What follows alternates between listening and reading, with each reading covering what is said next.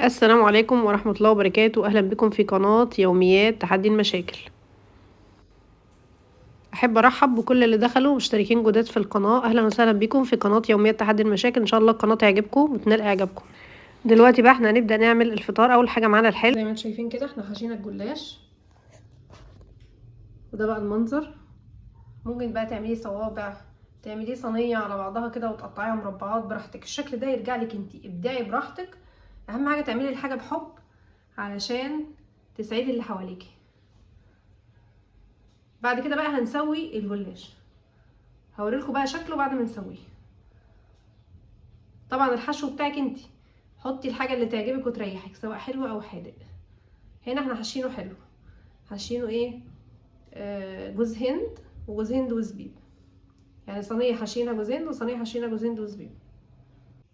ده بقى منظر الجلاش بعد ما طلع من الفرن زي ما انتم شايفين كده. ذهبي وشكله جميل زي ما انتم شايفين كده. ده الجلاش بعد ما طلعناه وسقيناه بالعسل، كوبايه ميه وكوبايه سكر وعصره نص ليمونه ورشه فانيليا. نسيبهم يغلوا على النار 10 دقايق ونسقي بيهم العسل. العسل يبقى سخن والجلاش يبقى بارد، او العكس، الجلاش يبقى بارد والعسل يبقى سخن. يعني واحد فيهم يبقى بارد وواحد فيهم يبقى سخن بس. واسقي بقى الشربات بالجلاش ويبقى المنظر ده زي ما انتم شايفين كده.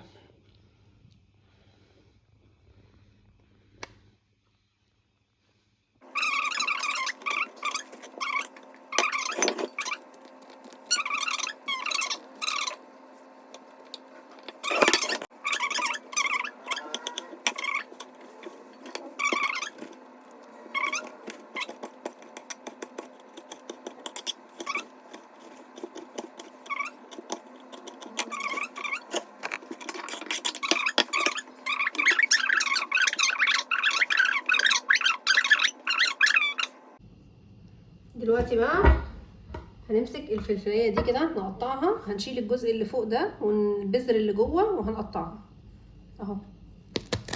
نعمل كده، هنلاقي بقى الجزء ده هنحاول نسلكه كده وهنشيله اهي لحد ما تبقى كده نضيفه من جوه، مفيش فيها اي بذر، لان البذر لو اتطبخ مع الاكل بيمرر الاكل وهو ملوش قيمه اصلا البذر اللي جوه ولا الجزء اللي جوه ده. نمسك بقى الجزء ده نقطعه كده بسرعه جدا كده.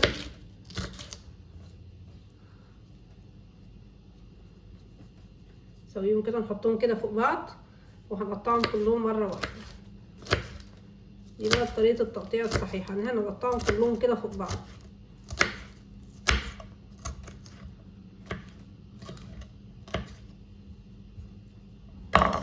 بعد كده بقى هنحط كله كده في البوله زي ما انتم شايفين اهو.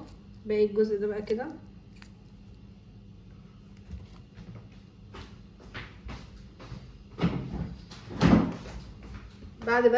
بعد كده هناخد الجزرية دي نقشرها وهنقطعها برضو قطع صغيرة هنحطها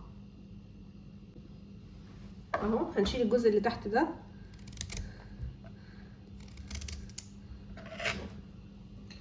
اهو كده، وهنشيل حتة من اللي فوق دي تبقى كده. وهنبدأ بقى ايه نشيل الطبقة دي، مع ان الطبقة دي ايه بتبقى ايه في التقطيع اهو. هنشيلها كده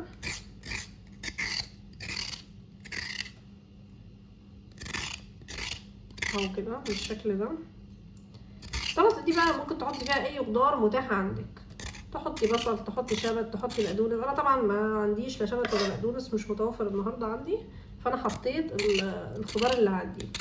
لسه بقى اقول لكم ايه اللي هنحطه يدي طعم مختلف للسلطه دي. طبعا ممكن نضيف لها ليمون، ملح، ملح، ليمون، ملح، فلفل اسود، رشه كده. ممكن نحط خل ابيض او خل تفاح، فممكن نحط اللي احنا عايزينه. في ناس بتاكلها ساده كده يا دوبك تقطع شويه الخضار وخلاص. انا عن نفسي باكلها ساده من غير اي حاجه، ولا بحط ملح ولا ليمون ولا اي حاجه، بحبها كده ساده، ولا ملح ولا ليمون ولا خل ولا اي شيء، وبرده طعمها بيبقى حلو. دلوقتي بقى بعد ما غسلنا الجزره كده هنقطعها كده، هنقطعها كده على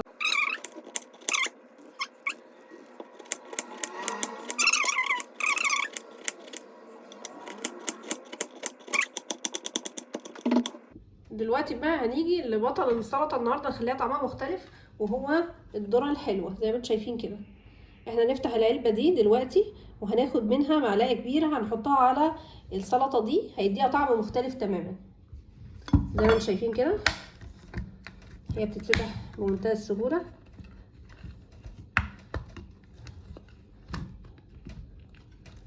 هنرفع دي كده لفوق كده وبعدين هنرجعها كده لورا اهي، اتفتحت كده اهي. هناخد بقى كده ايه معلقه، هي طبعا فيها ميه كده سوائل طعمها حلو. هناخد كده ونحط على السلطه بتاعتنا. ممكن نحط معلقه 2 3 عادي، انا هحط كذا معلقه عشان انا بحبها اهو. هحط 3 معالق والباقي ممكن نعمل بيه برضه بكره. باقي العلبه اهي ممكن نخليها في التلاجة عادي جدا ونكمل بيها بكره نعمل سلطه برضه اهو. ونقلب اهو.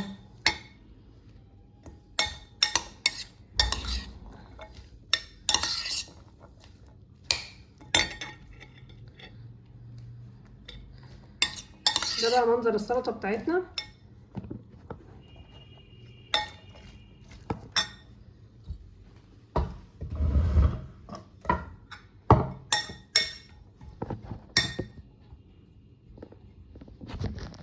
ده بقى منظر السلطه بتاعتنا. عباره عن ايه؟ 1 خياره متوسطه، 1 طماطم صغيره، 1 جزره متوسطه، 3 معالق ذره حلوه. وممكن تحطي بقى اي خضار عندك تاني، لو عندك خس حطي، لو عندك شبت حطي، لو عندك بقدونس حطي، اي حاجه تعجبك. انا طبعا باكلها كده من غير لا ملح ولا اي حاجه. ممكن بقى تحط رشه ملح، رشه فلفل اسود، معلقه خل صغيره، معلقه خل تفاح صغيره. ممكن تحطي ليمون اللي يعجبكم. ولو عجبتكم بقى السلطه ولقيتوا اي فكره في الفيديو عجبتكم، لايك واشتراك في القناه، وشكرا جدا ليكم. السلام عليكم ورحمه الله وبركاته.